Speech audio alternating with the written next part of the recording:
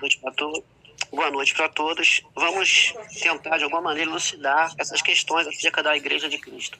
Observamos, primeiramente, que o nosso amado irmão, amigo católico, ele tenta, de toda maneira, através de um impulso, ou seja, de um texto longo, que ele escreveu, citando vários versículos, e, ao mesmo tempo, alguns historiadores dos primeiros séculos, que são chamados de pai da Igreja, patrística, para poder dar um fundo histórico para poder sustentar que a mesma igreja fundada no primeiro século, através de Jesus Cristo, em Mateus 16, versículo 18, seria a mesma igreja, a igreja romana. Vamos ler primeiramente no livro de Mateus, no capítulo 16, versículo 18, vamos ver como foi a fundação da igreja. Primeiramente, vamos ver Mateus 16, versículo 18.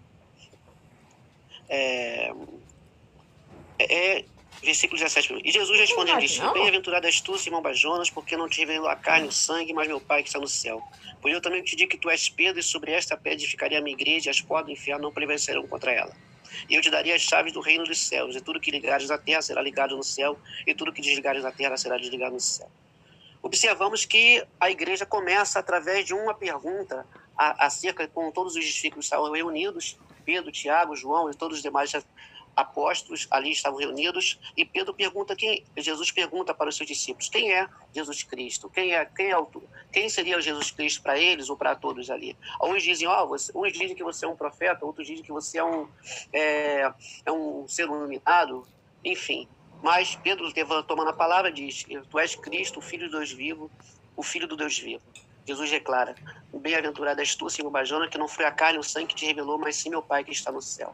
Observe que a confissão de Pedro se torna o pilar, ou seja, o fundamento para que a igreja de Jesus fosse edificada. Observamos que ali não havia templo, não havia nada, a não somente o que? Uma confissão acerca de que seria essa igreja. Essa igreja ela é fundada em cima de uma confissão. Automaticamente, Pedro ali tem a revelação de quem é Jesus Cristo, automaticamente, evidentemente, ele se torna um dos primeiros, ou seja, o primeiro a reconhecer que Jesus Cristo era o próprio Deus. Observamos também que, ao passar dos tempos, ali é dado uma responsabilidade para aqueles apóstolos, para que viesse a todo mundo pregar o evangelho a toda criatura.